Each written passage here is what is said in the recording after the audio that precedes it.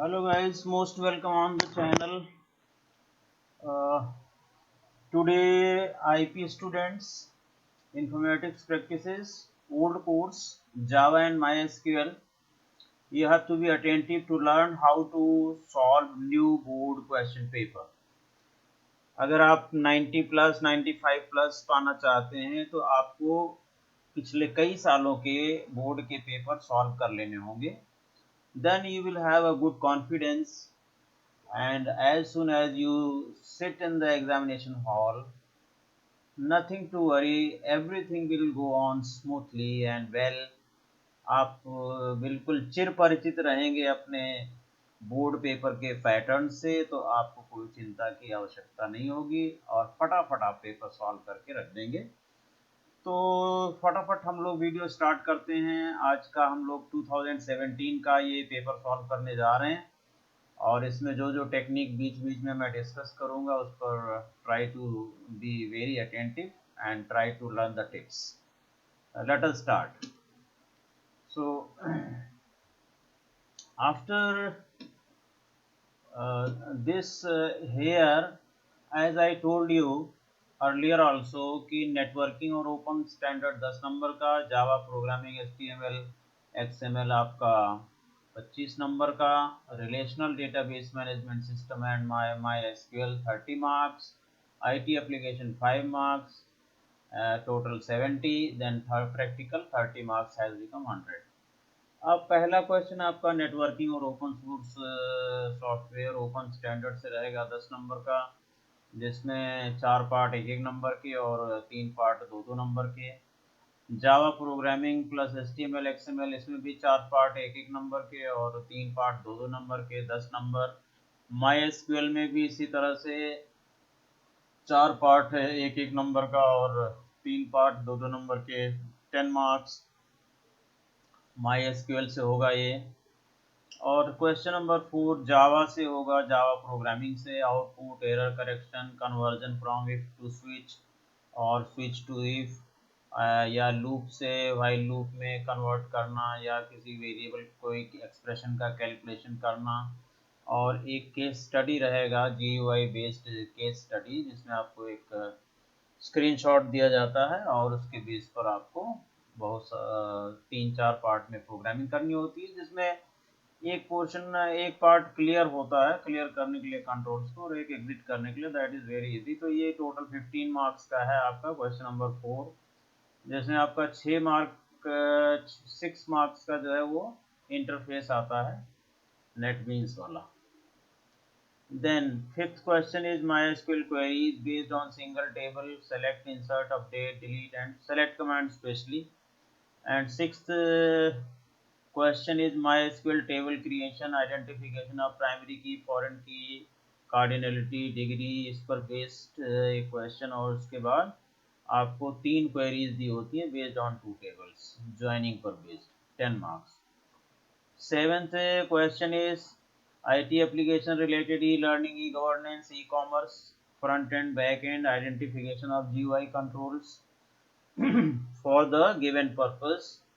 कुछ कंट्रोल्स आपसे पूछे जाएंगे. Enter the name of the student, what type of control will be taken. Enter the comment in a paragraph, what type of control you will take, like that.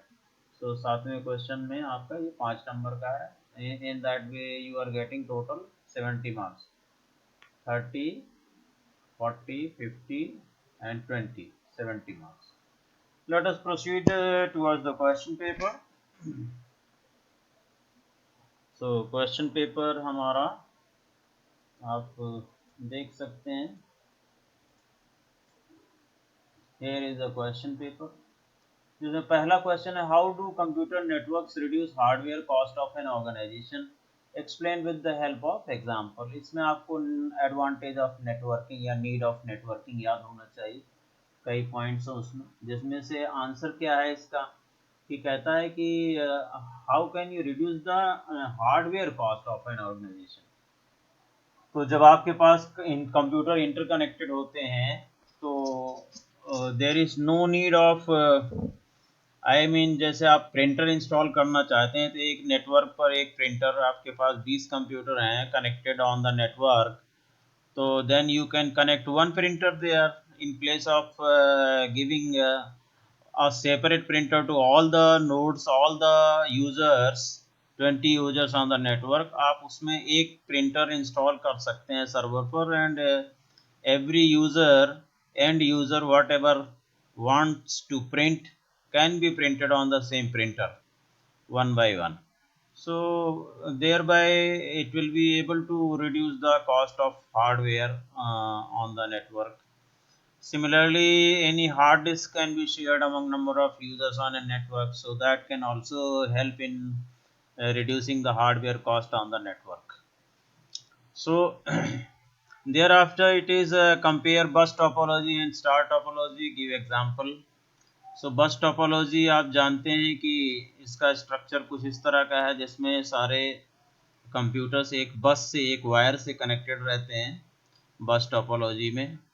यहाँ कहीं server होगा इसी पर, और जब वो सर्वर ट्रांसमिट करता है सिग्नल तो वो दोनों डायरेक्शन में चलता है, यानी इधर भी चलेगा राइट डायरेक्शन में, मेरा माउस देखते रहिए आप, राइट डायरेक्शन में भी चलेगा और लेफ्ट में भी चलेगा। यहाँ पर एंड में टर्मिनेटर लगे होते हैं, लेफ्ट एंड में भी और राइट एंड में एक टर्मिनेटर है विच एब्जॉर्ब द रिमेनिंग सिग्नल।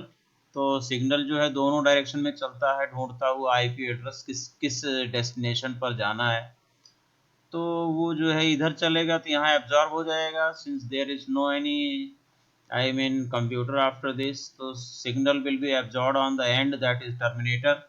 इधर राइट साइड में चलता जाएगा, जहाँ पर उसको आईपी एड्रेस मिलेगा वहाँ पर वो सिग्नल डिलीवर कर देगा, and and then it will keep on going towards the end and will be absorbed in the terminator. तो इस तरह से इसकी बस टोपोलॉजी होती है। इसमें the main cable is called as backbone. अगर वो फेल हो जाता है तो पूरा नेटवर्क फेल हो जाता है। It becomes very difficult to diagnose the fault कि इसमें है कि इसमें है, इसमें किसमें फॉल्ट है, because the whole network is gone down. तो इसमें से आप क्या करते हैं कि वो टर्मिनेटर उठा करके पहले इस एक कंप्यूटर को रखते हैं और यहाँ पर एक सॉकेट सा होता है, उसके अंदर उस टर्मिनेटर को कसा जाता है। तो अगर ये वर्किंग है इट इज़ ओके, फिर उस टर्मिनेटर को निकाल करके यहाँ कसा जाएगा। ये दो कंप्यूटर के लिए टेस्टिंग होगी, तो अगर ये वर्किंग है then it is okay. Similarly we will keep on testing one computer, और बीच में टर्मिनेटर लगाते जाएंगे, और जैसे ही आपका टर्मिनेटर मान लीजिए यहाँ लगा, दैट मीन्स पूरा नेटवर्क फेल हो गया। इसका मतलब ये वाला कंप्यूटर, रिसेंट कंप्यूटर जो है वो फॉल्टी है, उसे हम आइसोलेट कर सकते हैं and the network keep on functioning. So less cable length is required, क्योंकि एक ही बैकबोन से सारे जुड़े हुए हैं तो केबल लेंथ इतनी बड़ी नहीं चाहिए। Performance is low as when more nodes are connected, data collision can occur. तो इसमें आप ज़्यादा एक्सपेंड नहीं कर सकते, ज़्यादा कंप्यूटर नहीं लगा सकते हैं, अदरवाइज परफॉर्मेंस जो है वो स्लो हो जाएगी। यहाँ पर in the opposite side more cable length is required, इसमें ज़्यादा केबल लेंथ की ज़रूरत होती है, क्योंकि यहाँ सेंट्रल नोड होता है, वहाँ हब या स्विच कनेक्ट कर देते हैं एक कंप्यूटर से, और उस हब या स्विच के सॉकेट से दूसरे कंप्यूटर कनेक्ट किए जाते हैं। तो दूसरा कंप्यूटर आप मान लो दूसरी बिल्डिंग में रखना है, तो इसे हब से एक वायर जा रही दूसरी बिल्डिंग में, इसी हब से एक वायर जा रही है in the same room in that corner.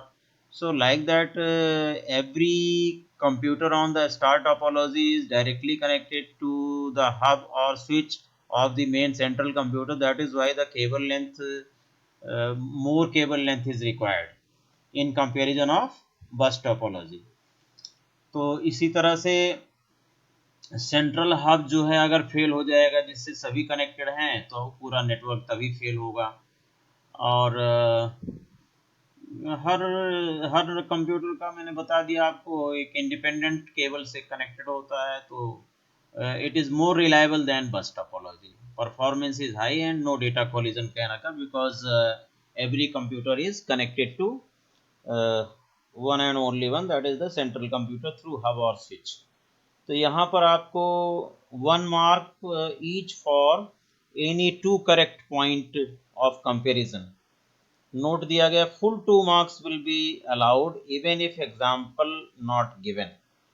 वो बात की बात है, लेकिन अभी आपसे एग्जाम्पल पूछता है तो एग्जाम्पल तो आपको देना चाहिए, राइट। तो इस तरह से एक डायग्राम बना करके एग्जाम्पल के थ्रू समझा देना और डिफरेंस दे देना, फुल मार्क्स मिल जाएंगे। Why is switch called an intelligent hub? Switch को इंटेलिजेंट हब क्यों कहा जाता है? स्विच को इंटेलिजेंट हब इसलिए कहा जाता है कि नेटवर्क पर स्विच जो है वो डेटा पैकेट्स को या सिग्नल्स को उस जो ट्रांसफर करता है, जो भेजता है, जिस कंप्यूटर पर जाना है उसी कंप्यूटर पर वो पहुंच जाता है। Means out of these many computers, अगर आपने स्विच यहाँ पर लगाया हुआ है तो through switch, suppose this system has delivered, I mean transmitted a message to be delivered to this computer.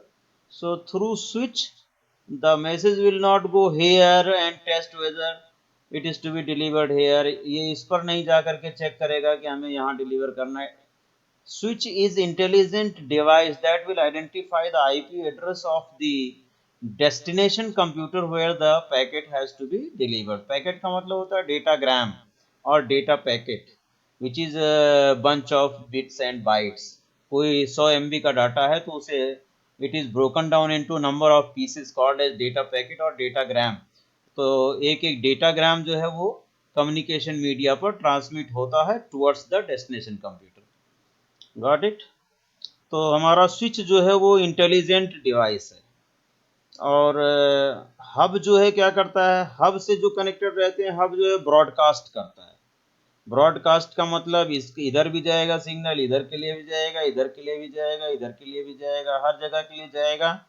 अब जिसका उस पर आईपी एड्रेस मार्क होगा वो रिसीव कर लेगा, अदरवाइज बाकी क्या होगा, वो वैनिश कर जाएगा नेटवर्क से।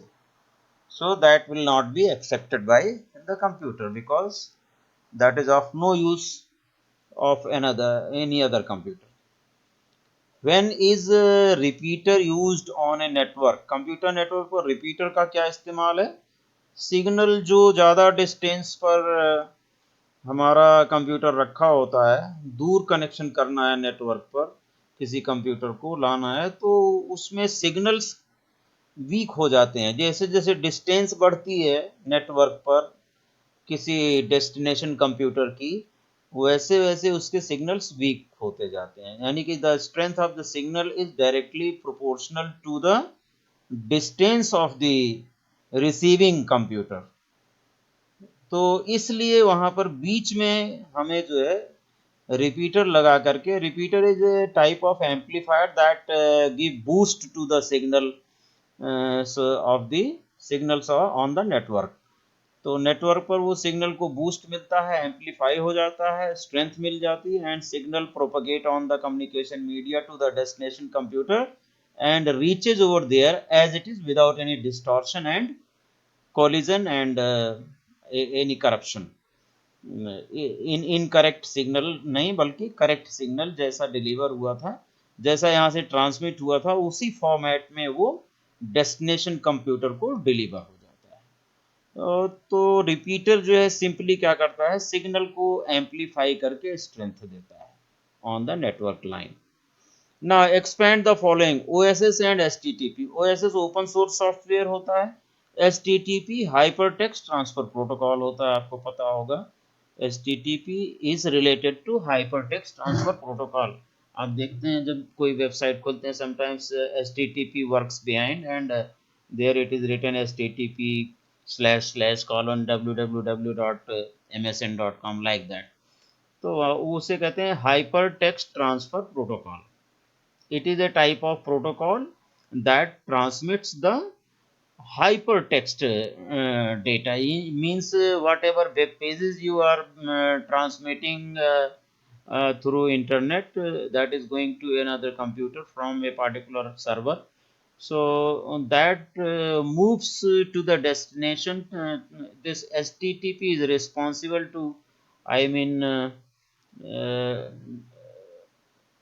send that particular website to the destination computer on the internet. HTTP hypertext transfer protocol। जो आजकल आपका जो वेब पेज है वो हाइपर टेक्स्ट के फॉर्म में है, लिंक टेक्स्ट के फॉर्म में है, इमेजेस के फॉर्म में है, हाइपर मल्टीमीडिया के फॉर्म में है, हाइपर इमेजेस लगी हुई हैं। हाइपर का मतलब होता है जिस पर आप क्लिक करते हैं तो दूसरा उससे लिंक्ड इमेज या लिंक्ड टेक्स्ट और पैराग्राफ और web page gets open, so that such type of things are possible only through HTTP। अगर आप इसका फुल फॉर्म लिख देते हैं आपको पूरा एक नंबर मिल जाता है। Explain the term firewall and cyber law. Firewall क्या है? फायरवॉल आप विंडोज में देखते होंगे, ऑन कर देते हैं तो वो जो है it restrict all incoming signals or data outside the particular computer. So first only authorized data or signal can enter into the computer. So it may be, firewall may be I mean system of hardware and software that permits only authorized data to enter or leave through the network. Cyber law क्या है? अगर हम cyber law, ये है कि ऐसे जो rules regulations जो साइबर क्राइम करते हैं उनको, उनके अगेंस्ट जो काम करता है, that is called a cyber law. Cyber law is the law that deals with offences related to data information stored on computers or networked devices solutions. So 1 mark for this. So in that way this is the question number 1, जिसमें आपने देखा ये दो दो number के दो दो दो, मतलब there are 5 parts of 2 marks each, completing 10 marks. तो ये आपका पहला क्वेश्चन आपके बोर्ड में चैप्टर नंबर 1, 2 से होगा, नेटवर्किंग और open source software, open standard से होगा। Now question number 2 starts. Question number 2 belongs to Java as well as HTML XML. तो इसमें देखें आपको आइडेंटिफाई करना है कि इसमें जावा का कौन सा क्वेश्चन है और कौन सा HTML XML से रिलेटेड है। बहुत इजी है, उसमें डिफरेंस करना आसानी से पता चल जाता है विदाउट एनी प्रॉब्लम। यहाँ देखें what is the value of the, what will be the value assign to the variable C after executing the following statements. ये आपका एक्सप्रेशन है 25 minus 5 into 4 upon 2 minus 10 plus 4 C is equal to, तो C की value calculate करनी है। यहाँ पर हम प्रेसिडेंस ऑफ ऑपरेटर्स पढ़े होंगे आपने 11th क्लास में कि ऑपरेटर्स प्रोसीड कैसे करता है, प्लस माइनस मल्टीप्लाई डिवाइड, पहले मल्टीप्लाई करते हैं फिर जो है डिवाइड करते हैं, उसके बाद फिर प्लस माइनस, एक तरह से बॉड मास रूल ही काम करता है। तो उसके अकॉर्डिंग हम कैलकुलेशन कैसे करें, यहाँ मैंने कैलकुलेशन करके दिखा दिया है, देख लीजिए। 25 minus 5 into 4 upon 2 minus 10 plus 4, सबसे पहले ये इंटू आप क्लियर कीजिए, 5 इंटू 4 20 हो गया, तो 25 minus 20 upon 2 minus 10 plus 4, 25 minus, अब डिवाइड कर दीजिए, 20 अपॉन 2 डिवाइड होकर के 10 हो गया, यानी पहले मल्टीप्लाई किया उसके बाद डिवाइड किया, 10 माइनस 10 प्लस 4, उसके बाद मैं क्या कर रहा हूँ 25 और 25 माइनस 10 मैंने क्या कर दिया 15 कर दिया, और minus 10 plus 4 as it is है, तो 15 माइनस 10 मैंने 5 कर दिया, प्लस 4 एज इट इज़ है, तो 5 प्लस 4 9 हो गया आपका answer, C is equal to 9। Thereafter अब आपका आता है इसका क्वेश्चन नंबर 2 देखिए। क्वेश्चन नंबर 2 में first name is equal to Ananya लिखा हुआ है as a string, what is the data type of first name. बहुत ही इजी क्वेश्चन है, 1 नंबर फ्री का आपको दिया जा रहा है, आधा नंबर। इसका डेटा टाइप इजी है क्योंकि इन्वर्टेड कॉमास में लिखा है इसलिए स्ट्रिंग है, अगर सिंगल कोट में लिखा होता तो वो कैर होता। तो इस तरह से इसका डेटा टाइप, सिंगल कैरेक्टर एक ही कैरेक्टर होता है सिंगल कोट में, सो अयाना जो है ये डबल कोट में है इसलिए ये स्ट्रिंग है, इसका डेटा टाइप स्ट्रिंग है। Is 3 to 5 the same as 3 to 1, give reason. क्या ये 3 to 5 और 3 to 1 सेम चीजें हैं, सेम डेटा टाइप्स हैं? I don't think so. देख रहे हैं आप यहाँ पर 325 आउटसाइड इन्वर्टेड कॉमास है, तो इसका बिहेवियर इंटीजर की तरह है, न्यूमेरिक की तरह है, और इसका बिहेवियर 3 to 1 होते हुए भी ये 3 to 1 नहीं है, ये इसका बिहेवियर बिल्कुल ABCD की तरह है, कैरेक्टर की तरह है। 3 to 1 here is a string because it is enclosed within double quotes.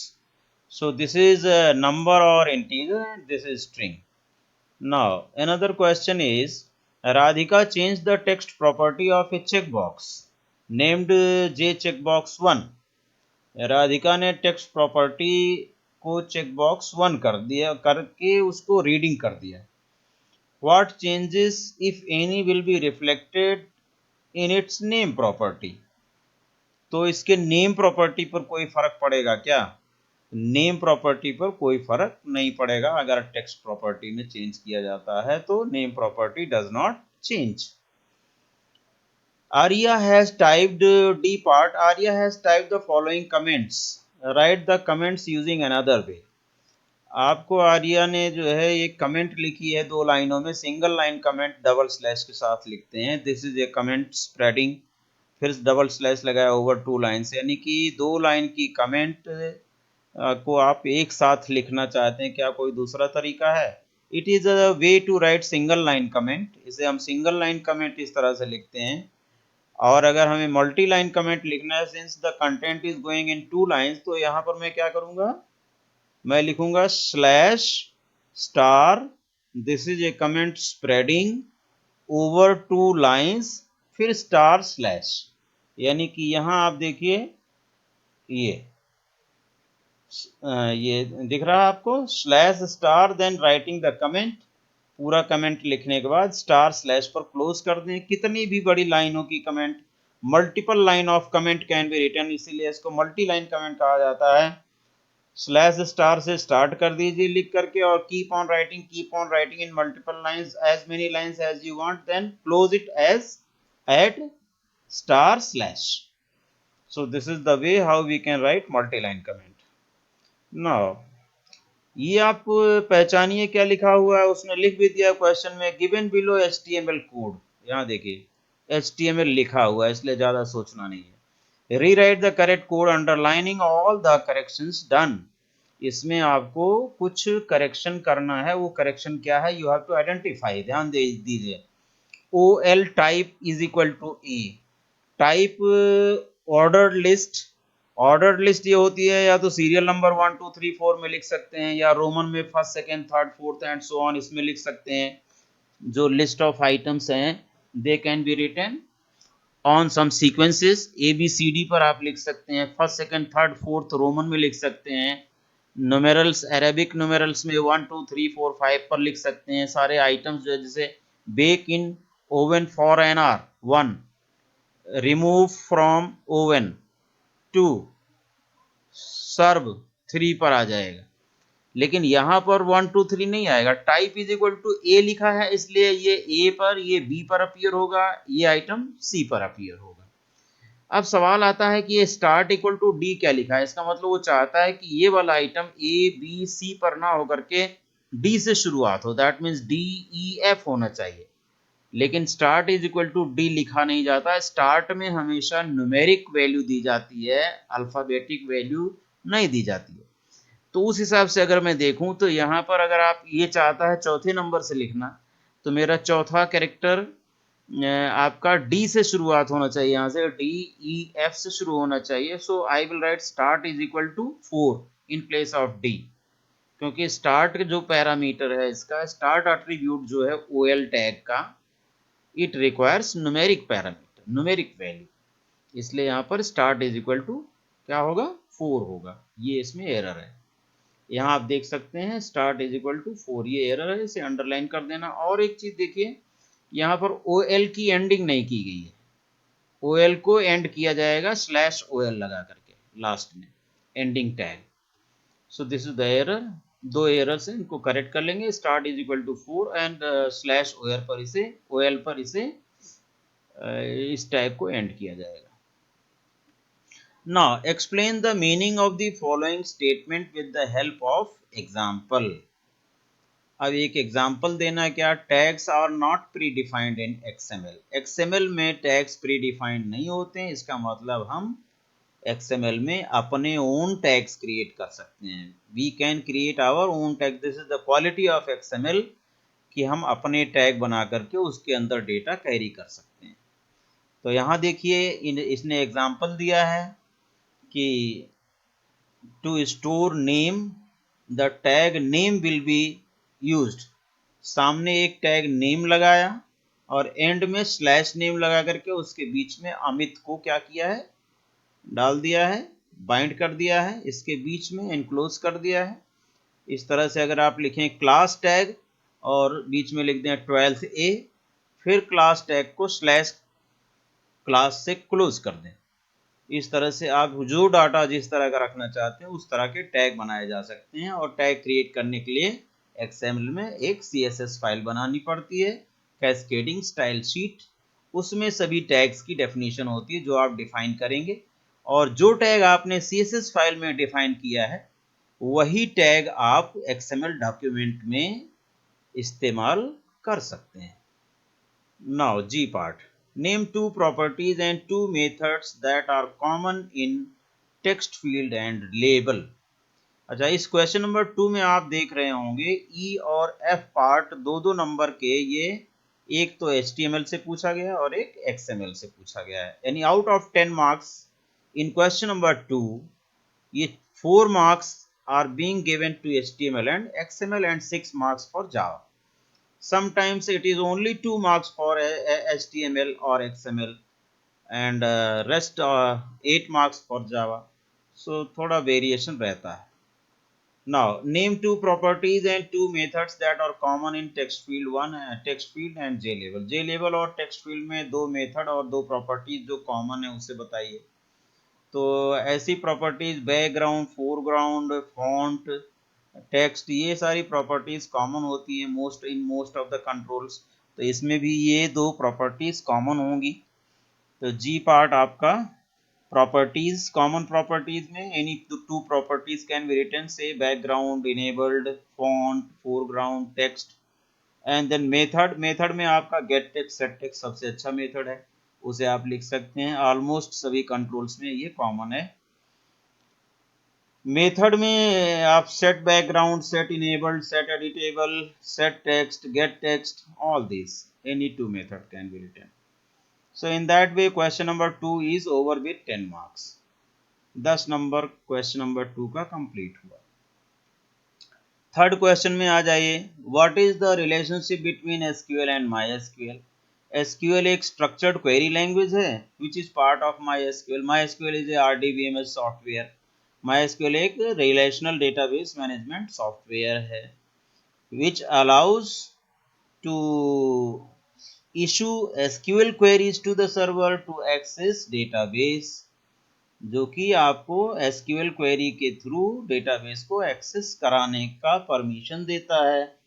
So there are varieties of RDBMSs like Oracle, Informix, Microsoft Access, MySQL, ये सभी RDBMS सॉफ्टवेयर्स हैं। और SQL तो स्ट्रक्चर्ड क्वेरी लैंग्वेज है। Any RDBMS और DBMS softwares allows us to use SQL structured query language for accessing the data from database. तो इस तरह से स्ट्रक्चर्ड क्वेरी लैंग्वेज है जिसमें आपकी DDL, DML, TCL और DCL कमांड्स होती हैं। नाउ 3 का B देखें आप।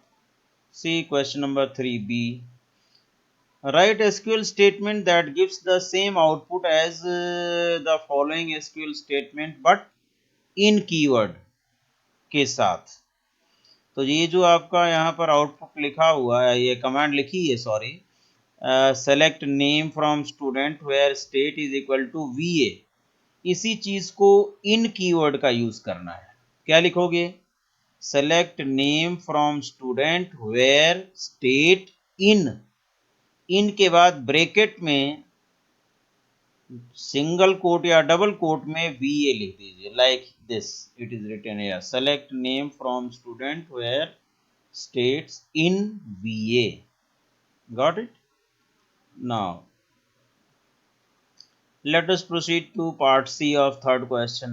Which of the following SQL queries will display all employee records containing the word Amit regardless of case, whether it is stored as capital Amit, small Amit और AMIT etc. जैसा भी कैसा भी लिखा हो, बट ऐसी command SQL queries will display all employees record containing the word Amit. तो इसमें आपका कौन सा सही है आपको पता करना है. सी select star from employee where employee name like upper percentage Amit percentage, एक ये लिखा हुआ है. देयर आफ्टर लाइक अपर नहीं होगा इसमें, तो हो सकता है इसमें लाइक अपर नहीं होगा. Where upper of employee name like, ये हो सकता है. लाइक के जस्ट बाद पैटर्न मैचिंग का स्ट्रिंग आना चाहिए. लाइक के जस्ट बाद कोई इस तरह का फंक्शन नहीं आता है. Select star from employees where employee name like percent Amit और परसेंट अमित और परसेंट, ये भी गलत है क्योंकि लाइक में ये और लगता ही नहीं है लाइक ऑपरेटर के बाद, तो ये सारा गलत है. और जो लगा रखा है. तीसरा देखें, select star from employees where upper E name, अभी मैं यही बता रहा था. अपर ऑफ ई नेम, पहले ई नेम को ईएमपी नेम को उसने अपर में कन्वर्ट कर लिया और फिर उसको लाइक से कंपेयर कर रहा है. लाइक परसेंटेज अमित परसेंटेज, यहाँ पर कैपिटल दिया हुआ है. तो this is correct, third part is correct because पहले employee name has been converted into upper then being compared with the pattern capital Amit percentage. तो अमित कहीं भी कैपिटल होगा उसके नाम में, it will pick up from there. D part, if there are 10 rows in EMP table and 5 rows in department table, how many rows will be displayed by the following query? तो query देखें, select star from EMP comma department. क्या है बच्चों ये? This is a type of Cartesian product या cross join का है ये command. Select star from first table comma second table, this is a type of cross join. Cross join क्या होता है? जिसमें each row of first table gets joined with each row of another table. यानी EMP का हर record इसके हर record के साथ ज्वाइन होगा. अगर ईएमपी में 10 रिकॉर्ड हैं और डिपार्टमेंट में 5 रिकॉर्ड हैं तो ये हो जाएगा 10 into 5 combinations. That means 10 5s are 50 records in the resultant table. इसी तरह से यहाँ पर कह रहा है 10 रोज इसमें है और 5 रोज उसमें है डिपार्टमेंट में. तो रिजल्टेंट जो इसका कमांड का जो रिजल्ट आएगा उसमें कितनी रो डिस्प्ले होंगी? Obviously 50 row will be displayed. 10 cross 5 cross join है इसलिए number of rows will be cross, that means multiplied. Now write the term used for join, इसे हम क्रॉस ज्वाइन कहते हैं. इसको हम क्रॉस ज्वाइन कहते हैं. Select star from first table comma second table comma third table whatever, that is called as cross join. Next part E देखें आप. Kunal has entered the following SQL command on table student that has total marks as one of the column. E part चल रहा है हमारा, मैं इसे scroll कर देता हूं. Select count star from student, क्या कह रहा है? Student that has total marks as one of the column. Okay, select count star from student दिया command. The output displayed is 20. इसमें काउंट स्टार क्या करेगा? Complete number of rows student table से count करके 20 दे रहा है, यानी there are total 20 rows. Then Kunal enter the following command. Select count star from student where total marks less than 100. जिसके टोटल मार्क्स 100 से कम है उसको काउंट करना है. तो क्या आ गया? 15 आ गया. टोटल 20 रो हैं और जिसके टोटल मार्क्स लेस देन 100 हैं वो 15 रोज हैं आउट ऑफ दैट. तो Kunal enters the following command. Select count star from student where total marks is greater than 100 equal to 100. He predict the output of the above query is 5. Do you agree with Kunal? Yes, I agree with. क्योंकि total 20 रो हैं और जिस out of total 20 रोज जिन बच्चों के less than 100 हैं there are 15 students. So how many are remaining? They are greater than or equal to 100. So it should come 5. तो इसलिए ये 5 आता है. आप जो है कैसे आया 5 वो लिखना होगा आपको, जैसे इसमें लिखा है. Yes, total row 20 row with total marks less than 100 is 100, 15, so remaining rows left equal to 20 minus 15, 5. ठीक है, इस तरह से इसका आंसर आप दे सकते हैं. नो द आउटपुट इसमें लिख रहा है no the output of the query may not be always 5 as, अच्छा there may be rows with total marks as null also. यहाँ पर और इसने दिमाग लगा लिया कि हो सकता है कि किसी का टोटल मार्क्स नल हो, ऐसी भी सिचुएशन आ सकती है, तो उस केस में नहीं होगा.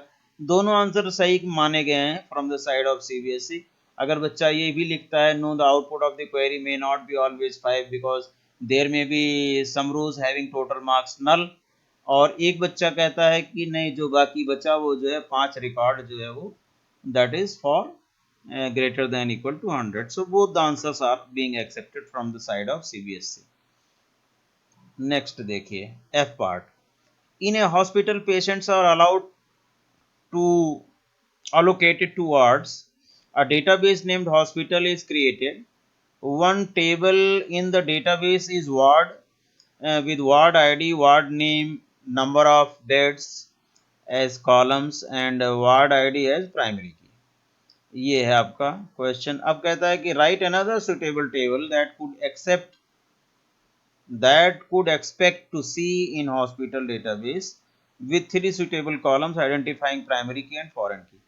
तो एक टेबल और बनानी है आपको, उसे उसके कुछ कॉलम्स आपको लिखने हैं जिसका रिलेशन ऊपर वाली टेबल से हो. जो ऊपर की टेबल आपको हॉस्पिटल बनाई गई जिसमें कॉलम्स हैं ward ID, ward name, number of beds as column and ward ID as primary key. इसमें वार्ड आईडी प्राइमरी की है, 3 कॉलम उसमें. तो हम एक नई टेबल पेशेंट के बारे में बना सकते हैं which can exist in the hospital I mean database, that is patient table, जिसमें आप एक कॉलम पेशेंट आईडी रख दीजिए, दूसरा पेशेंट नेम रख दीजिए और तीसरा वार्ड आईडी रख दीजिए. वार्ड आईडी मतलब किस वार्ड में है वो वार्ड आईडी. यहाँ पर पेशेंट टेबल में क्या हो जाएगा, फॉरेन की हो जाएगा, क्योंकि वार्ड आईडी यहाँ पर प्राइमरी की है हॉस्पिटल टेबल में.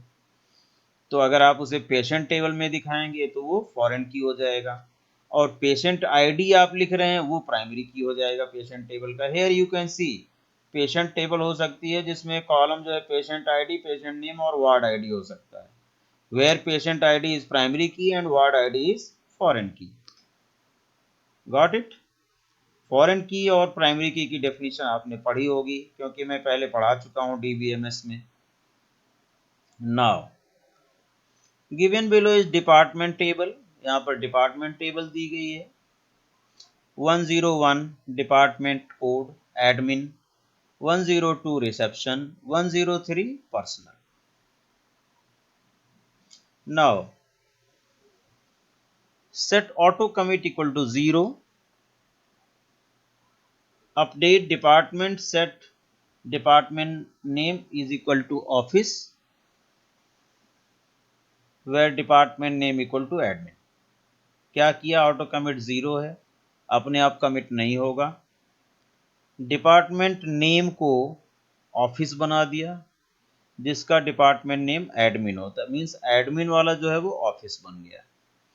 Now insert into department values 104 HRD. यहाँ पर 104 HRD के नाम से एक रो और ऐड कर दी गई. Update department, set department name equal to front office where department name is equal to reception. जहाँ पर रिसेप्शन है उसको फ्रंट ऑफिस कर दिया.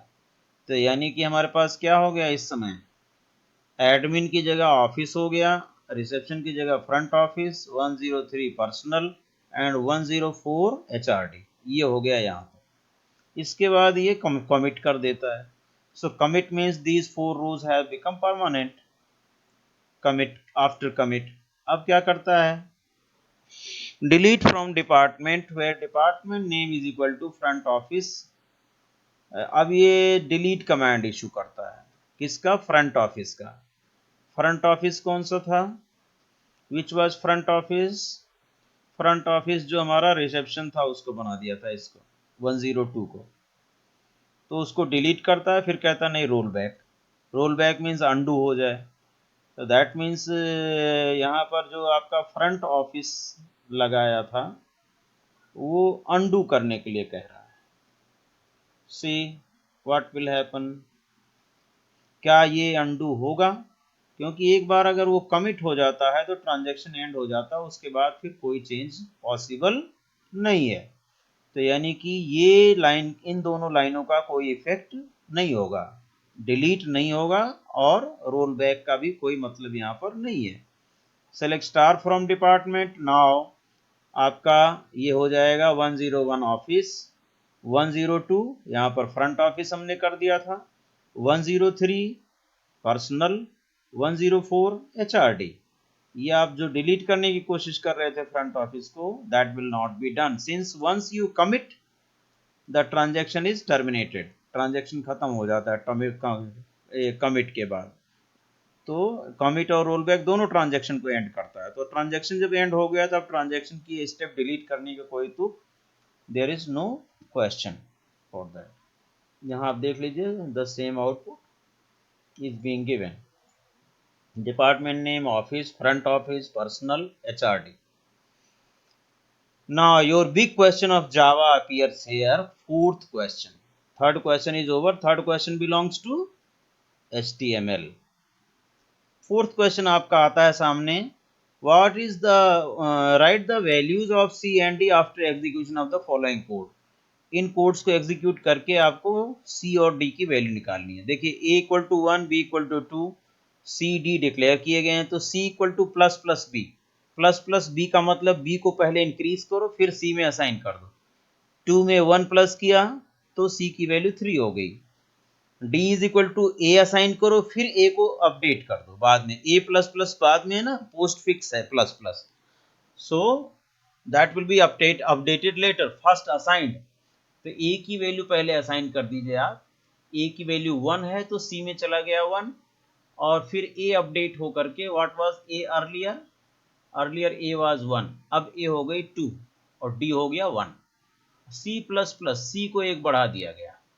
सी कितना था भाई, पहले प्लस प्लस बी था, दैट वाज 3, तो सी बढ़ करके क्या हो गया, 4 हो गया। So what is the answer now, C equal to 4 and D is equal to 1। A की वैल्यू 1 थी, 1 is assign to D. Clear? Clear है मेरे ख्याल से, आपको ज़्यादा परेशानी नहीं होनी चाहिए। सो this is very easy, 1 marker. What is difference between get selected index and get selected item method? Get selected index और get selected item दोनों combo box में यूज किए जाते हैं। Get selected index selected item का index return करता है। Get selected item returns the item name of the currently selected item from the combo box. Combo box में जो आइटम आप सेलेक्ट करेंगे उसका नाम रिट्रीव करना है तो गेट सेलेक्टेड आइटम। और गेट सेलेक्टेड इंडेक्स से क्या होता है, कॉम्बो बॉक्स में जो आपने करेंटली कोई आइटम सेलेक्ट किया, कॉम्बो बॉक्स का मतलब ड्रॉप डाउन जो खुलता है, तो उसमें कोई आइटम सेलेक्ट किया है तो get selected index will return its index number. As you know the index number starts from 0, the very first item within the combo box and list box holds index number 0 and keep on increasing 1 onwards, 0 onwards, 0 1 2 3 4। मान लीजिए 5 item है तो उसके indexes होंगे 0 1 2 3 4। Got it? ये आपका item retrieve करता है और ये उसका इंडेक्स नंबर रिट्रीव करता है। नाउ सी पार्ट देखिए, सी में क्या कहता है, what will be displayed in J text field 1। J text field 1 में क्या प्रिंट होगा after executing the following code, also write how many times this loop will execute। तो ये लूप को आप कैसे ट्रेस करेंगे, ये मैं तरीका आपको यहाँ पर बताने जा रहा हूँ थ्रू ये वर्ड में मैंने इसको इसलिए टाइप कर दिया आपको दिखाने के लिए, so that you can understand how it is being executed.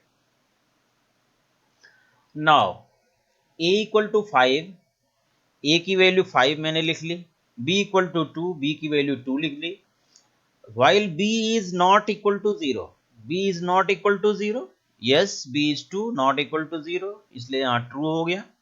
True होते ही while लूप में आप एंट्री कर जाएंगे। Here you will calculate r, r is equal to a% b, तो a की वैल्यू थी 5 और b की वैल्यू 2 थी, तो 5% 2 1 आएगा, 2 to the 4 remainder 1, remainder R की वैल्यू 1 आप देख रहे हैं यहाँ पर आ गई, R is calculated as 1। A equal to B, B की वैल्यू ए में ट्रांसफर कर दीजिए। What was B?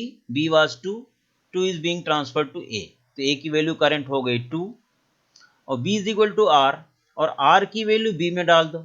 r was 1, so it is shifted to b, so b की वैल्यू करंटली 1 हो गई। Now loop will bounce back, यहां पर आएगा क्या, while b is not equal to 0 it will be tested, you can see b is 1 which is not equal to 0, therefore it will again repeat the loop, एक iteration loop का हो चुका है, count करके रखिए। ओके, अब r फिर से कैलकुलेट होगा, r कितना आएगा, कैसे, a% b, a is 2 and b is 1, so 1% 2 is 1 2 is 2, remainder 0, r आपका अब 0 आ जाएगा, r is 0। a equal to b, a की वैल्यू b की वैल्यू a में डाल दीजिए, तो b की वैल्यू 1 थी वो a में चली गई, a is equal to 1 हो गया, and b is equal to r, r की वैल्यू 0 थी वो b में चली गई, it has become 0, बाउंस होगा, बाउंस बैक। क्या b is not equal to 0? No, b is equal to 0, false. तो दो बार ट्रू आया, दो बार आपका लूप इटरेट हो गया, और इस समय करंट वैल्यू a की प्रिंट करा रहा है। What is current value of a? a की करंट वैल्यू 1 है, 1 is being printed here, and at the same time you should know how many times this loop has been executed. It has been executed 2 times, क्योंकि ये दो बार true आया, दो बार घुमा है, ये दो बार वैल्यूज चेंज हुई हैं इसके अंदर की। So this way you can trace out the program to find out the output as well as to find out how many times the loop has been executed. Now you can see here this question D part. D part देखें आप, fourth का D कर रहे हैं, अभी इसमें नहीं है फोर्थ का D, फोर्थ का D यहाँ पर, this one. See, string s1 s2 s3 xyz int t, integer type है t, एक variable, s1 is equal to class 12 लिखा हुआ है स्ट्रिंग के फॉर्म में, s2 is equal to CBSE board small में स्ट्रिंग के फॉर्म में, s3 is equal to some spaces then AISSCE 2016 again few spaces.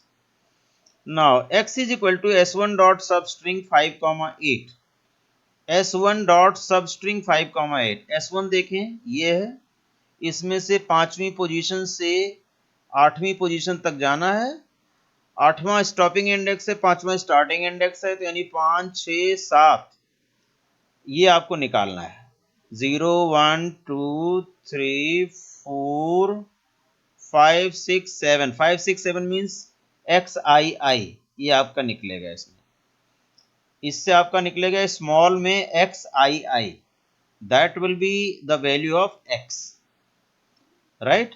y में देखें s2 dot concat s1, s2 में s1 को कॉन्कैट कर दो, तो अगर s2 को s1 में कॉन्कैट करोगे तो क्या हो जाएगा, s1 s2 डॉट यानी सीबीएसई बोर्ड में क्लास 12 कॉन्कैट हो जाएगा, तो ये क्या आ गया, CBSE class 12, CBSE board class 12।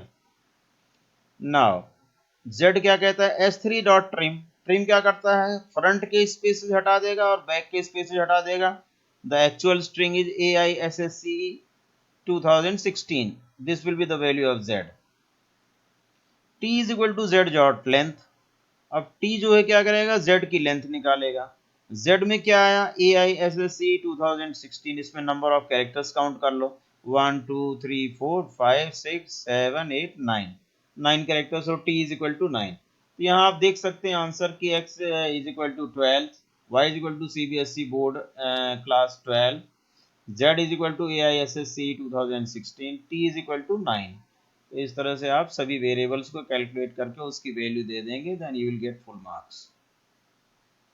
Now it is E part, write the value that will be stored in variable num and sum after execution of the following, same way you have to execute this program as I told you earlier, अभी मैंने जैसे बताया था उसी तरह से इस programme को भी आप ट्रेस कर लेंगे, इसकी भी ट्रेसिंग मैंने दिखा दी है आपको, यहाँ से देख सकते हैं।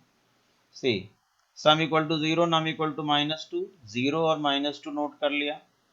इसके बाद do loop start, sum equal to sum plus num, 0 plus num -2 कितना हो गया, -2 ही हो गया। नम प्लस प्लस नम को एक इंक्रीज किया, -2 + 1 कितना हो गया, -1 हुआ।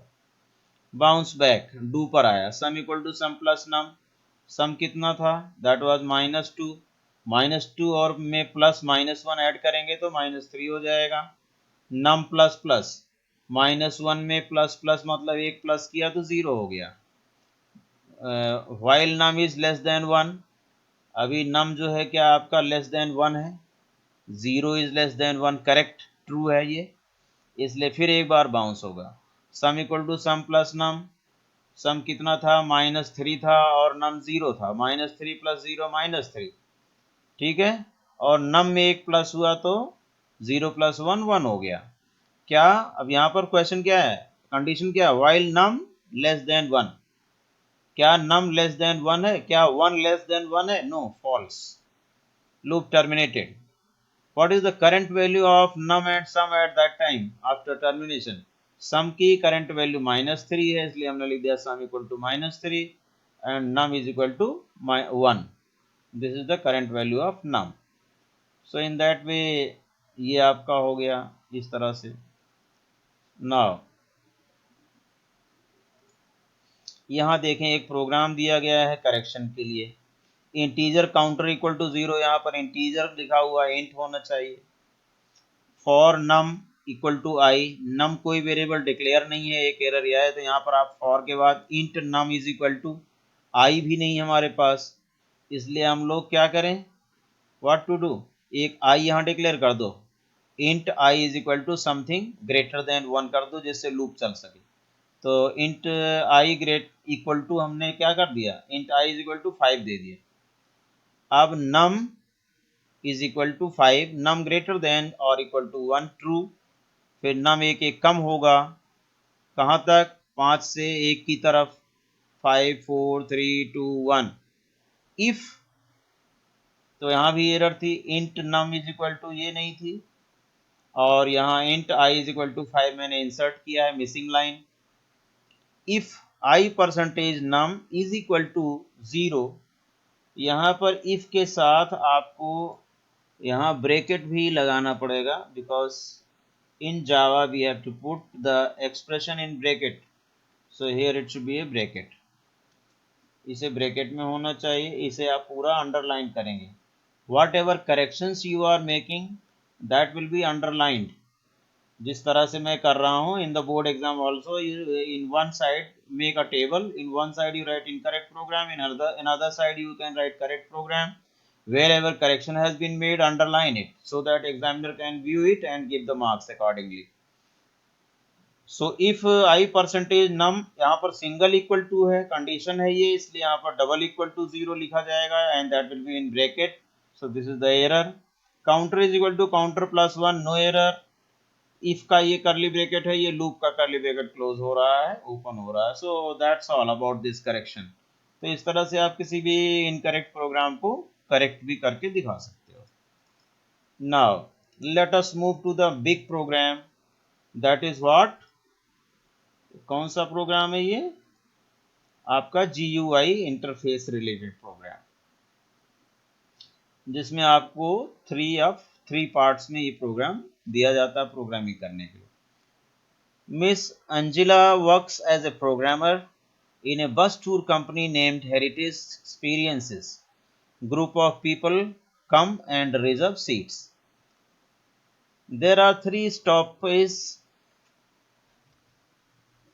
stopovers for the bus. First stop is at Alwar, second is Jaipur, third is Udaipur. A group may choose any one destination out of Alwar, Jaipur and Udaipur. Miss Angela has designed a software to compute charges to be paid by the entire group. A screenshot of the same is given below. This is the screenshot given.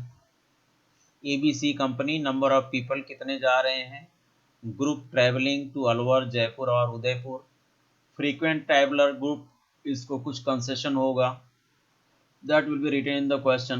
A group can opt for one destination out of Alwar, Jaipur, Udaipur. If the group is frequent traveler group, the group get 10% discount on total charges. Help Miss Angela in writing the code to do the following. क्या करना है? Let us see.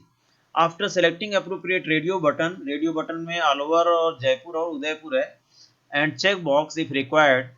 When calculate charges button is clicked, total charges, discount amount to pay should be calculated and displayed in the respective text fields. The charges per person for various destination are as follows. Alwar के लिए ये charge है, जयपुर के लिए ये है, उदयपुर के लिए पर पर्सन ये चार्ज है.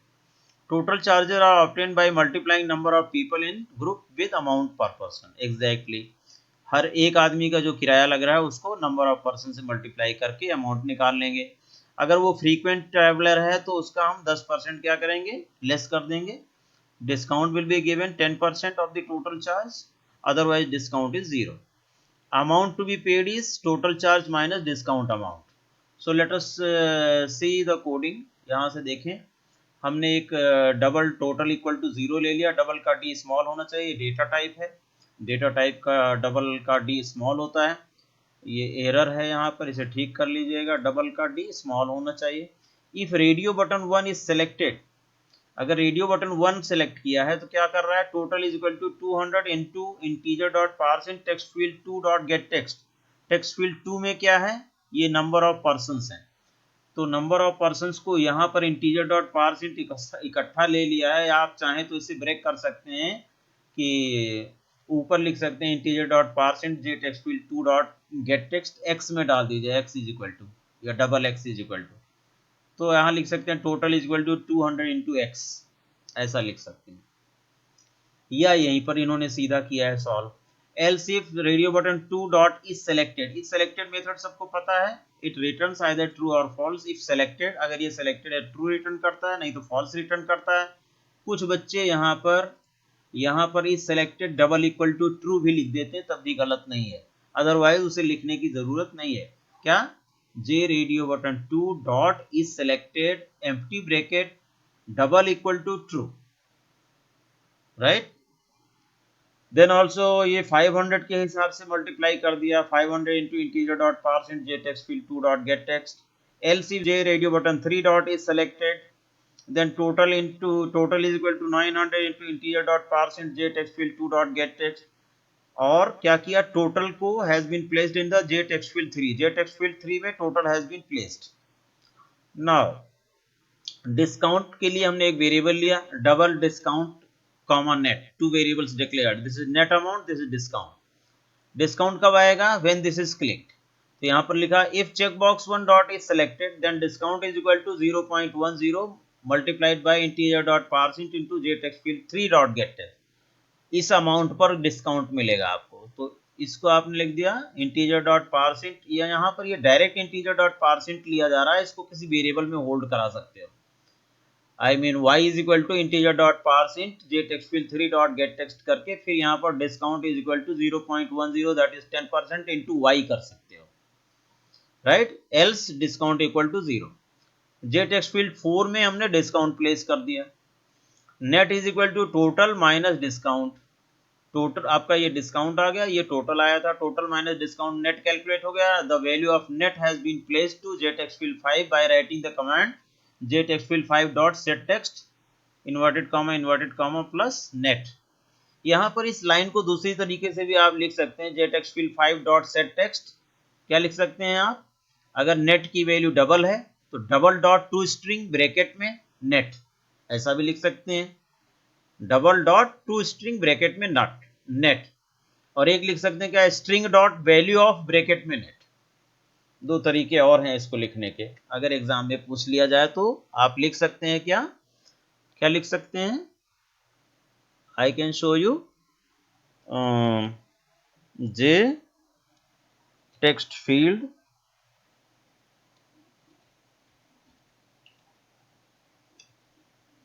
जे text field 1 2 3 4 5 dot set text bracket में अभी आप लिख रहे हैं inverted comma plus net. The same can be written as, इसी चीज को आप लिख सकते हैं, the same thing can be written as,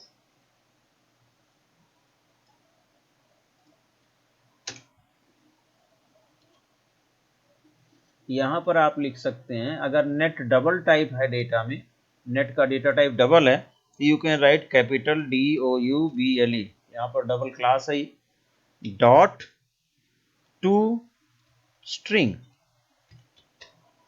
bracket में नेट। एक तरीका तो ये है इसका, क्लियर, एक ही ब्रैकेट रहेगा। और दूसरा तरीका भी इसका है, यहां पर स्ट्रिंग क्लास का एक मेथड है वैल्यू ऑफ, जो सभी वैल्यूज को स्ट्रिंग में बदल देता है, स्ट्रिंग डॉट वैल्यू ऑफ का ओ कैपिटल ब्रैकेट में नेट। तीनों लाइनों की कोडिंग का पर्पस सेम है यहां पर। The purpose of all three lines code is same। jtext field 5 dot set text inverted comma plus net लिखो, चाहे jtext field 5 dot set text double dot to string bracket में net लिखो, या jtext field 5 dot set text string dot value of bracket में net लिखो, all these three lines have been written for the same purpose। बस यहाँ पर ये ध्यान रखना, अगर नेट का डेटा टाइप डबल है तो यहाँ डबल डॉट टू स्ट्रिंग रहेगा, नेट का डेटा टाइप इंटीजर है तो यहाँ पर इंटीजर डॉट टू स्ट्रिंग रहेगा, फ्लोट है तो यहाँ पर फ्लोट डॉट टू स्ट्रिंग रहेगा, बाइट है तो बाइट डॉट टू स्ट्रिंग रहेगा। लेकिन ये कॉमन है सबके लिए, string dot value of net, चाहे नेट जो है डबल हो, फ्लोट हो, इंट हो, बाइट हो, शॉर्ट हो, लॉन्ग हो, कोई भी न्यूमेरिक डेटा टाइप हो net. Clear? So this way the problem is solved. Thereafter, let's come to another question of ये इस पार्ट का आपका पार्ट नंबर क्या है, आई पार्ट है इसका शायद, yes, G part, G part का part G of question number 4 आप कर रहे हैं। फर्स्ट पार्ट हो चुका, जी का फर्स्ट हो चुका, clear button is clicked, all text field radio button and check box should be cleared. तो जब क्लियर बटन अगर क्लिक किया जाए तो क्या होना चाहिए, jtext field 1 dot set text within bracket inverted commas, jtext field 2 dot set text within bracket inverted commas। अब ये inverted commas की जगह आप NULL null भी लिख सकते हैं to make the text field clear, right? इसी तरह jtext field 3 dot set text, 4 dot set text, 5 dot set text करके आपने सभी को null string दे दिया क्लियर करने के लिए। किसी चेक बॉक्स को क्लियर करना हो, रेडियो बटन को क्लियर करना हो तो डॉट सेट सेलेक्टेड ब्रैकेट में फॉल्स, जे रेडियो बटन के नाम लिख करके dot set selected within bracket false. All right, so this is the way how you can clear the text field and check box and radio buttons। when exit button is clicked the application should be closed। Exit button click करने पर application close करने का command है system dot exit within bracket 0 semicolon, system dot exit within bracket 0 semicolon। so this is that's all about question number 4th of finish हुआ। अब आपका question number 5 देखें। Question number 5 is belongs to SQL queries. SQL queries आपको यहां से पूछा जाएगा, select command भी हो सकता है, इंसर्ट, अपडेट, डिलीट, सेलेक्ट, कुछ भी पूछा जा सकता है, तो जनरली सेलेक्ट ज्यादा पूछा जाता है इन क्वेश्चन नंबर 5 से। This is a table given and you have to write the queries, write the answer to first write SQL queries from 2nd to 8th and output of SQL queries of 9th and 10th। इसमें देखिए जरा, पहला क्या है, right the data type of SID and DOB column. SID का data type बताइए और DOB का डेटा टाइप बताइए। वेरी सिंपल, SID का डेटा टाइप यहाँ पर ये क्या है दिख रहा है आपको, कैर भी लिख सकते हो, वेर कैर भी लिख सकते हो, क्योंकि इसमें कैरेक्टर भी मिला हुआ है, it is not pure numeric, right. And here DOB's data type is date, ये डेट डेटा टाइप है आपका, you can just observe here, right. Now Another question, display name of salesperson and their salaries who have salaries in the range this to this. इसको देखिए, range जब आप test करते हैं तो बिटवीन ऑपरेटर का यूज करते हैं जनरली। तो यहाँ पर आप क्या लिखेंगे, name of the sales person and their salary, तो क्या लिखेंगे, select name comma salary who have salaries in where from table name from salesperson. So select name comma salary from salesperson where salary between 30,000 and 40,000. इसी चीज को ऐसे भी लिखा जा सकता है, select name comma salary from salesperson where salary greater than equal to 30,000 and salary less than equal to 40,000. ये 4,000 नहीं 40,000, ये 30,000 है, 3,000 नहीं है। सो एक तो बिटवीन का यूज करके आप जो है रेंज टेस्ट कर सकते हो, और greater than equal to and less than equal to condition लगा करके भी आप रेंज टेस्ट कर सकते हैं। Now third question, to list name phone number and date of birth of sales person who were born before 1 November 1992। Before means less than. So list name, select name, phone number के लिए क्या है, comma phone, date of birth के लिए DOB comma DOB, from sales person, where condition लगा दीजिए, where DOB less than 1992-11-01, you can see here. Select name comma phone comma DOB from sales person where DOB less than 1992, नवंबर के लिए आपका आ गया -11-01, right. इस तरह से आप लिख सकते हैं। ये दूसरा फॉर्मेट लिखा है, अगर बच्चा ऐसा भी लिख दे नंबर दे, लेकिन ये करेक्ट फॉर्मेट पहला है, और वाला मत देखिए आप। First one is the correct format, वो तो रिलैक्सेशन दिया है CBSE। फोर्थ पार्ट देखिए, to display name and salaries of sales person in decreasing order of salary. नेम और सैलरी दिखाना है, लेकिन डिसेंडिंग ऑर्डर ऑफ सैलरी दिखाना है, तो क्या करोगे, ऑर्डर बाय लगेगा इसमें। Select name comma salary from sales person, order by salary DESC। देख रहे हैं comment, select name comma salary from sales person, order by salary DESC। This is fourth command.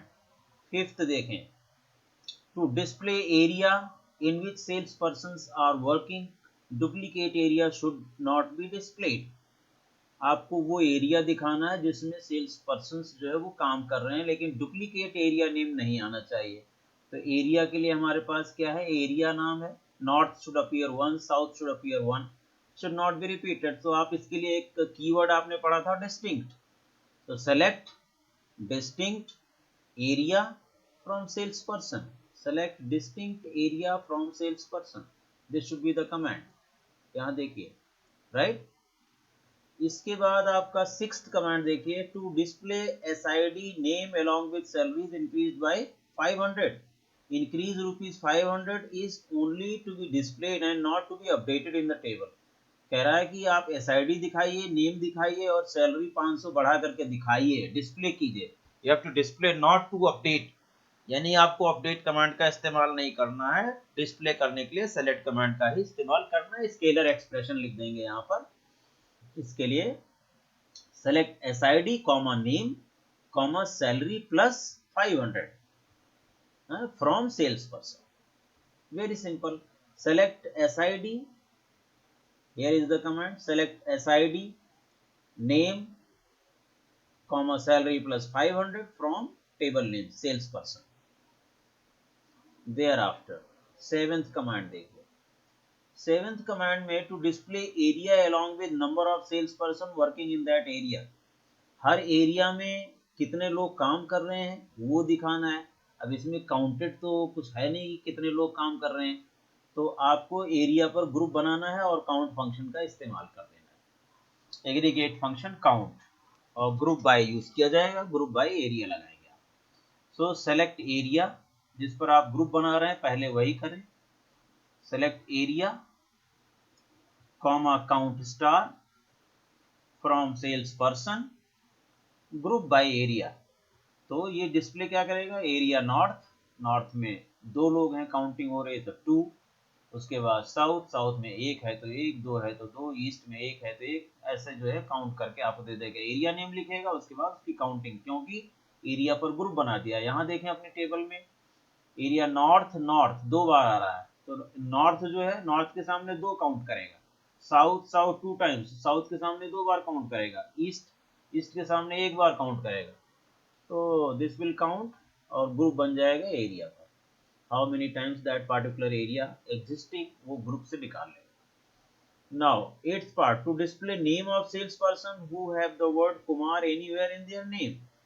So, select name from salesperson where name like percentage Kumar percentage. Here you can see the command. Select name from salesperson where name like percentage Kumar percentage. Right? आप देखें ninth command में output, ninth और tenth में output देना है। Select name comma length name from sales person, name और name की length ये दिखाएगा।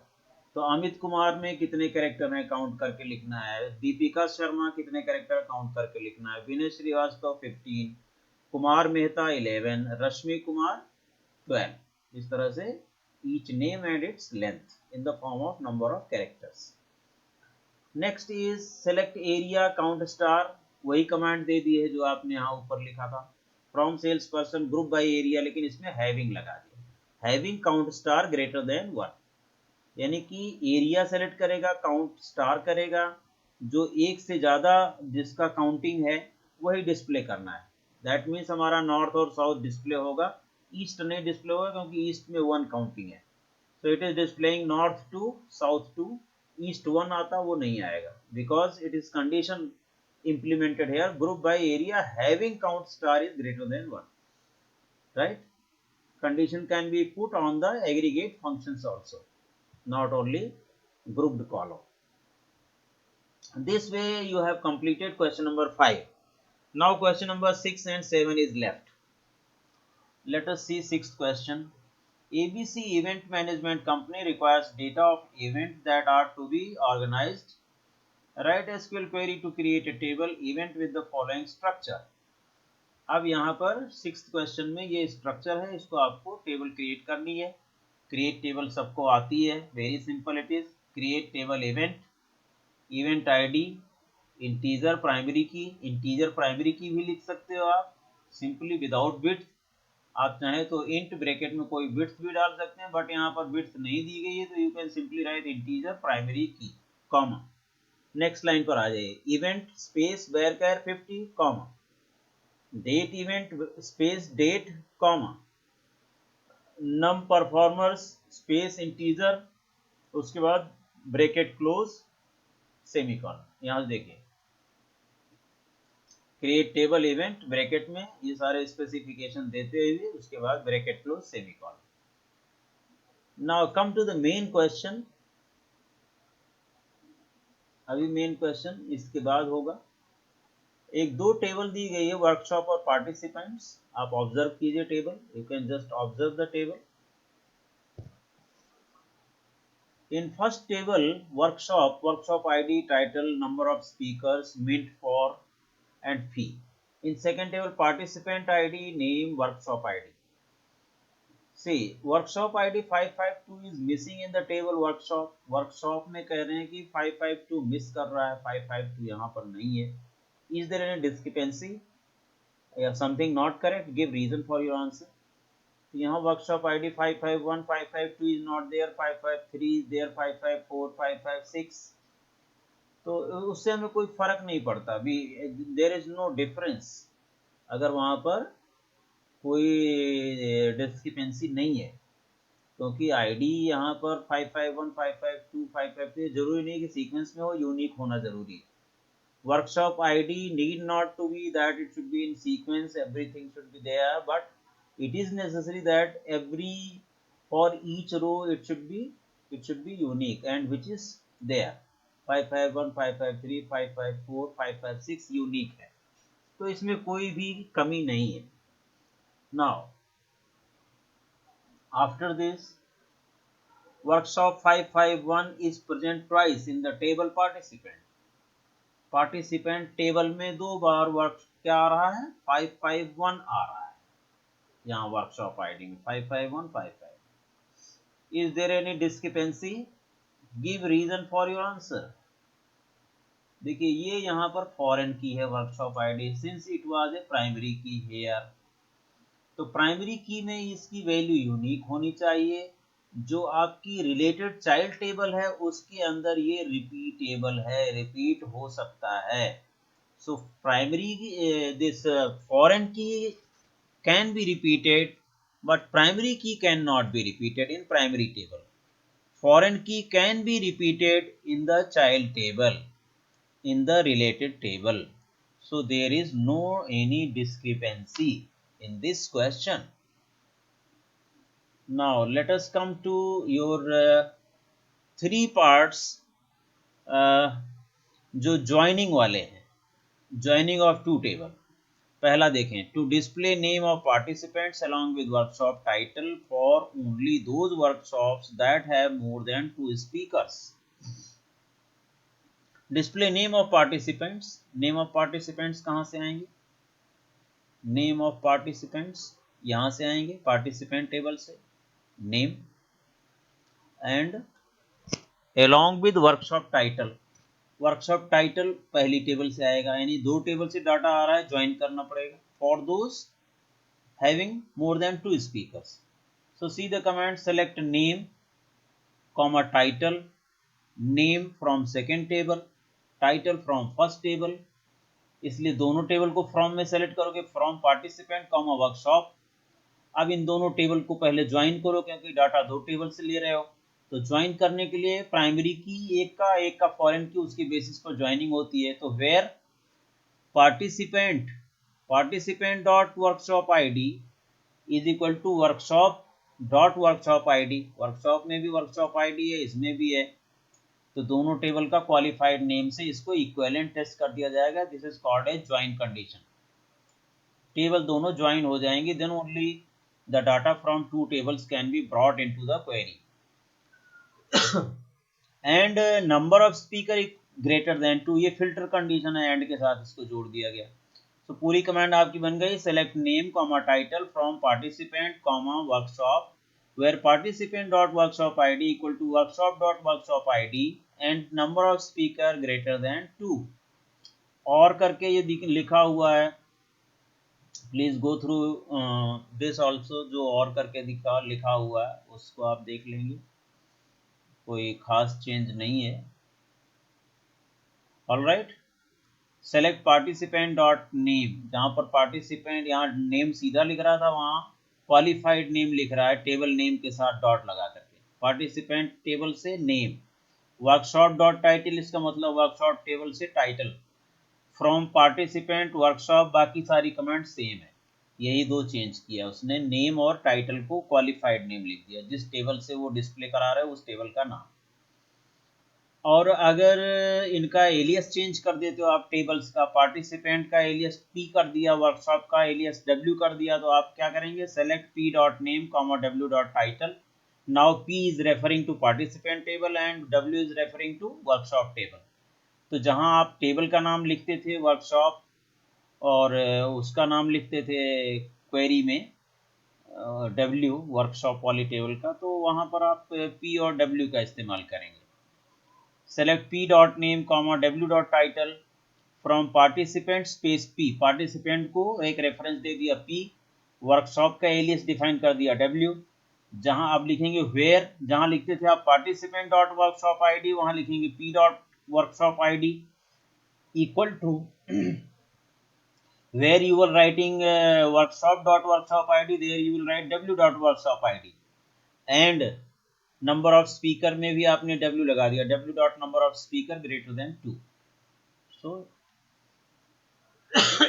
This is accepted.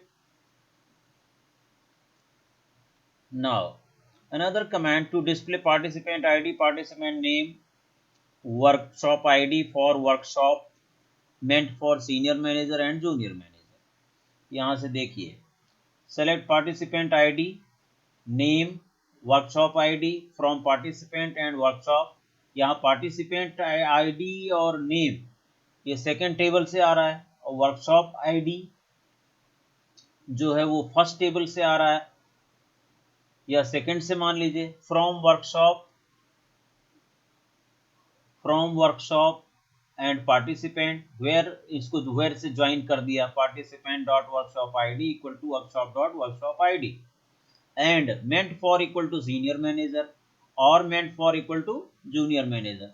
अब मेंट फॉर कहाँ से आ रहा है, इस टेबल से, पहली टेबल से वर्कशॉप से आ रहा है, इसलिए उसे दूसरी टेबल को ज्वाइन करना पड़ेगा, क्योंकि participant ID name workshop ID यहाँ से उठा रहे हो, उसका करेस्पॉन्डिंग मेंट फॉर यहाँ से उठा रहे हो। So you are picking up the data from two tables, that is why it has to be joined. इसलिए हमने इसको इक्वी ज्वाइन किया है, किससे, participant dot workshop ID equal to workshop dot workshop ID. Then these are the additional conditions called as filter conditions. Rest उसमें alias वगैरह change करके उसी तरह से दूसरी ऑल्टरनेट कमांड्स दी गई हैं। Now come to third query, to display workshop ID, title, participant ID for only those workshops that have fees in the range this and this। देखिए आप यहाँ से, तो workshop ID, title, participant ID यहाँ से, टाइटल ऊपर से, workshop ID मान लो यहाँ से ले लिया। तो अब ये तीनों चीज़ें सेलेक्ट कर लोगे, लेकिन वर्कशॉप आईडी जो है वो आपको क्वालिफाइड ही लिखना पड़ेगा। वर्कशॉप आईडी को आप डायरेक्ट नहीं लिख सकते हैं। अगर आप वर्कशॉप से ला रहे हैं तो वर्कशॉप डॉट वर्कशॉप आईडी लिखेंगे डिस्प्ले करने में, या कंडीशन में कहीं भी कॉमन की जो होगी दोनों टेबल की, उसका नाम हमेशा क्वालिफाइड ही लिखना है। Either it is in the joining condition, और it is in the filter condition, और it is in the select. तो कहीं भी मैं कॉमन कॉलम जो दोनों में है उसका नाम लिखूंगा तो वो क्वालिफाइड नाम लिखूंगा। क्वालिफाइड नाम क्या होता है, table name dot column name. Sometimes table name की जगह एलियस नेम डिफाइन किया जाता है, जैसे यहाँ पर आपका पी के साथ डिफाइन किया गया, P dot workshop ID, right. तो अब आप लिखेंगे क्या, select workshop dot workshop ID comma title, जो columns unique number of times दिए हुए हैं, दोनों टेबल में एक बार एग्जिस्ट करते हैं, उसका क्वालिफाइड नेम लिखने की जरूरत नहीं है। जैसे टाइटल देखिए यहाँ पर, टाइटल इसी में है, इसमें नहीं है, इसलिए हम सेलेक्ट में सीधा टाइटल लिख सकते हैं, select title, need not to write select workshop dot title. हाँ, अगर कोई लिख देता है सेलेक्ट वर्कशॉप डॉट टाइटल तो गलत भी नहीं है, it is not wrong, but why to write workshop dot title if I can write simply title। तो ये ध्यान रखना है कि केवल ये जो कॉमन कॉलम दोनों में है इसका क्वालिफाइड नेम जहां भी लिखे क्वालिफाइड नेम लिखे, बाकियों का क्वालिफाइड नाम लिखने की जरूरत नहीं है।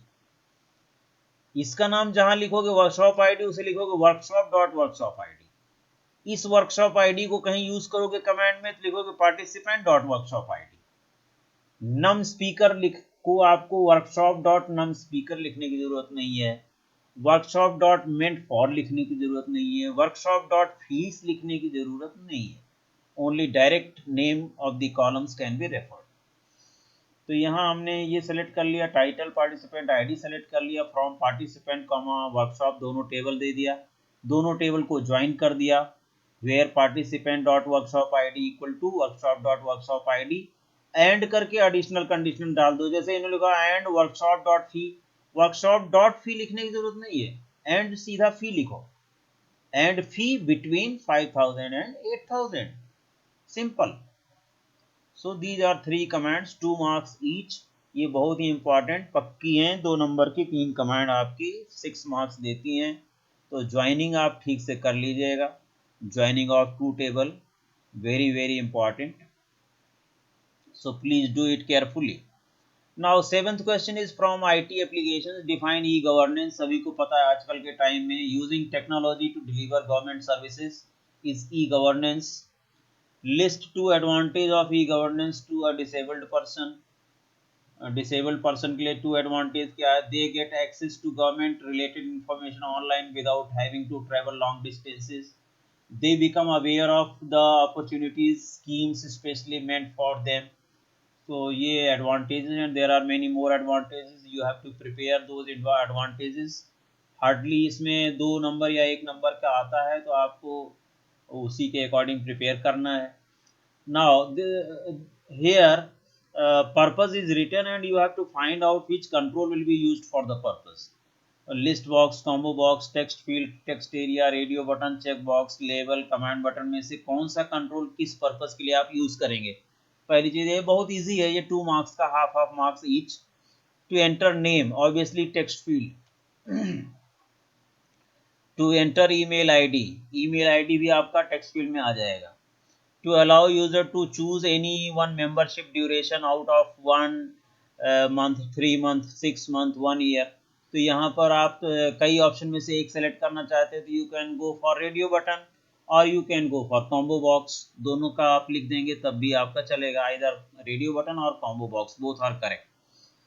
Choose pre existing medical conditions out of diabetes, heart disease, chest pain, shortness of breath, epilepsy, others. Out of these disease, you have to select one or more.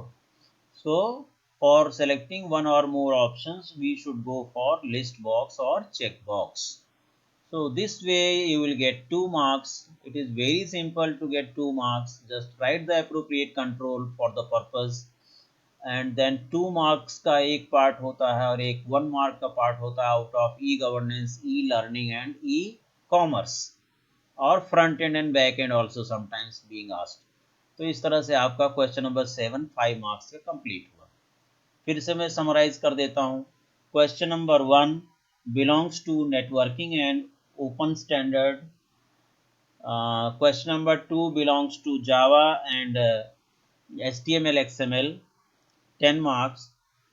Question number 3 belongs to MySQL, 10 marks. Question number 4 belongs to Java completely, 15 marks, जिसमें आपका एक GUI interface दिया होता है, उसमें वैसा question आता है। Question number 5 belongs to MySQL with various select queries, update, insert and other queries also, that is of 10 marks. Question number 6 belongs to again SQL, एक टेबल क्रिएशन, एक प्राइमरी की फॉरेन की से रिलेटेड क्वेश्चन और 3 joining पर queries पूछी जाती हैं, 10 marks. Question number 7 belongs to IT application, जिसमें you have to prepare about e-learning, e-governance and e-commerce, as well as how to choose the controls in the front while designing the front end software. So this is of 5 marks. In that way we have completed 70 marks. So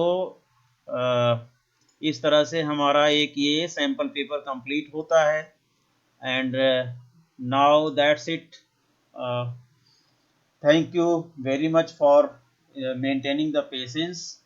इस तरह से आप sample paper और CBSE पिछले सालों के paper solve कर लेते हैं, तो कोई आपको 90-95 प्लस पाने से रोक नहीं सकता है।